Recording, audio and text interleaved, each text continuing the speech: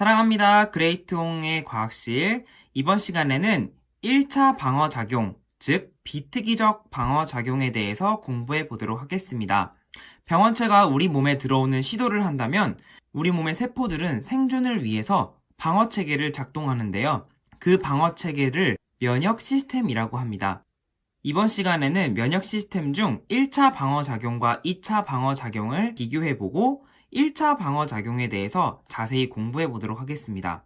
우리 몸의 방어작용을 1차, 2차로 나누는 것은 적군인 병원체가 쳐들어왔을 때 가장 먼저 빠르게 반응하고 지원군을 요청하는데요. 그 지원군이 바로 2차 방어작용이라고 생각하시면 되겠습니다.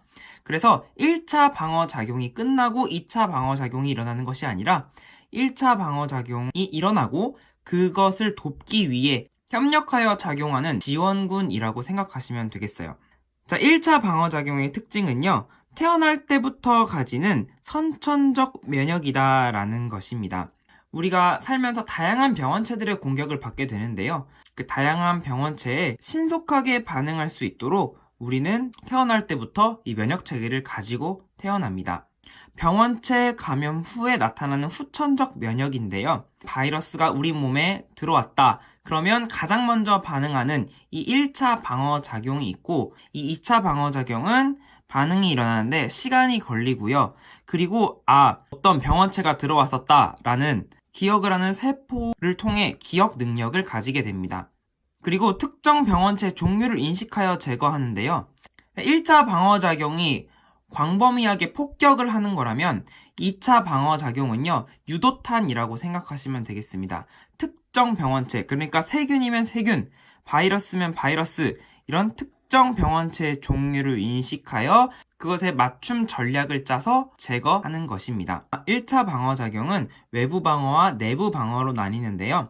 가장 바깥에 최전방에서 방어하는 방어작용입니다. 일단 물리적 장벽, 피부가 존재하고 그리고 피부 외에도 우리 구멍이 뚫린 곳이 많잖아요.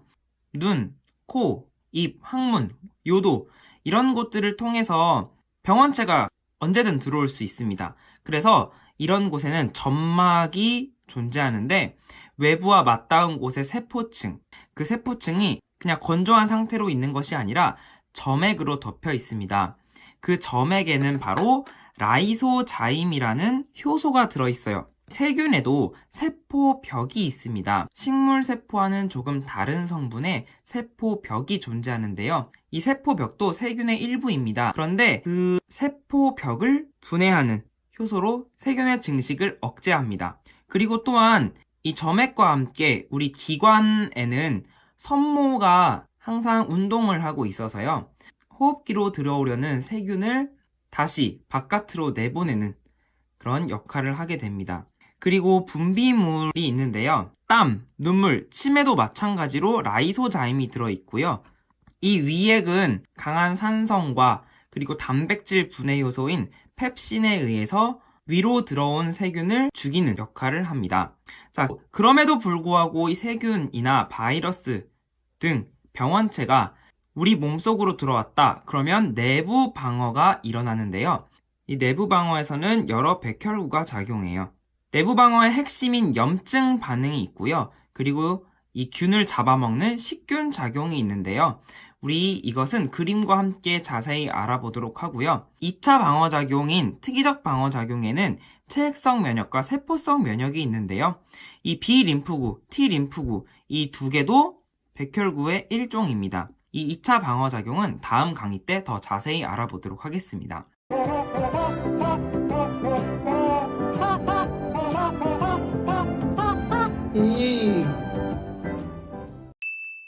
자, 염증 반응의 과정을 자세히 살펴보도록 하겠습니다. 피부에 가시가 박혔어요. 그런데 상처를 통해서 가시와 함께 세균이나 바이러스나 기생충이 들어올 때 가장 먼저 내부 방어가 작동하는데 조직세포와 혈관 근처에 있는 이 백혈구의 일종인 비만세포가 가장 먼저 병원체를 인식합니다. 실제로 이 비만세포는 세포 안에 히스타민이라는 물질을 다량 함유하고 있기 때문에 뚱뚱한 세포입니다. 이 비만 세포가 먼저 병원체를 인식하고 히스타민을 방출합니다. 방출된 히스타민은요, 병원체가 지금 현재 침입했다라는 신호예요. 백혈구를 유인하는 이 신호로 작동이 돼요. 이 혈관 속에 있던 백혈구가 이 모세혈관을 통과해서 와야 되잖아요. 이 모세혈관을 잘 통과하기 위해서 모세혈관 틈을 좀 더 넓혀서 이 백혈구가 잘 도착할 수 있도록 히스타민이 모세혈관 확장하는 역할도 합니다. 일단 이 소식을 듣고 백혈구들이 출동을 합니다. 병원체가 들어왔어? 자, 우리 잡으러 가자. 이 백혈구들이 잡아먹습니다. 백혈구가 식균 작용을 하는데요. 이 식균 작용하는 백혈구 중에 대표적인 게 대식가, 이 대식세포는 엄청 많이 먹고요. 그리고 백혈구 중에서 가장 많은 호중구, 백혈구들이 식균 작용을 합니다. 그러니까 균을 잡아먹어요. 이 호중구는 어떤 병원체에 의해서 공격받아서 호중구가 죽는 게 아니라요. 너무 많이 잡아먹어서 죽게 됩니다. 이런 식균 작용과 동시에 이 혈액에서 백혈구뿐만 아니라 많은 물질들이 이렇게 함께 빠져나가요. 그러면 여기가 이렇게 올라오겠죠. 자, 이렇게 피부가 부어오르게 되고요. 자, 여기 지금 세포들이 당했죠. 이 세포들도 가만히 있지 않습니다. 열을 발생시켜서 그 열에 의해서 식균 작용이 더 잘 일어날 수 있도록 하고 그 열에 의해서 병원체가 더 이상 증식할 수 없도록 합니다. 이 대식세포와 호중구에는 많은 분해 효소들이 들어있어요. 그래서 균을 잡아먹고 그 효소를 가지고 분해를 시킵니다. 이 염증 반응의 과정을 여러분이 잘 알아두시기 바랍니다. 자, 마지막으로 백혈구의 식균 작용 활약상을 보시죠.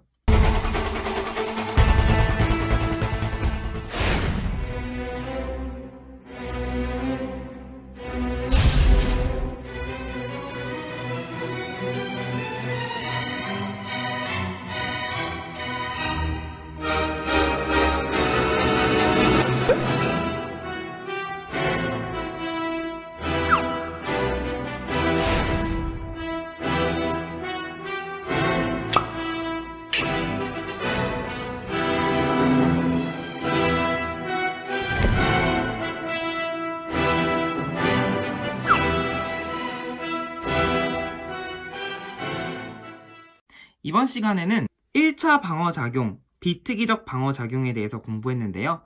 다음 시간에는 드디어 도달하는 지원군, 백혈구들에 의한 2차 방어작용에 대해서 공부해 보도록 하겠습니다. 지금까지 그레이트 홍쌤이었습니다. 안녕!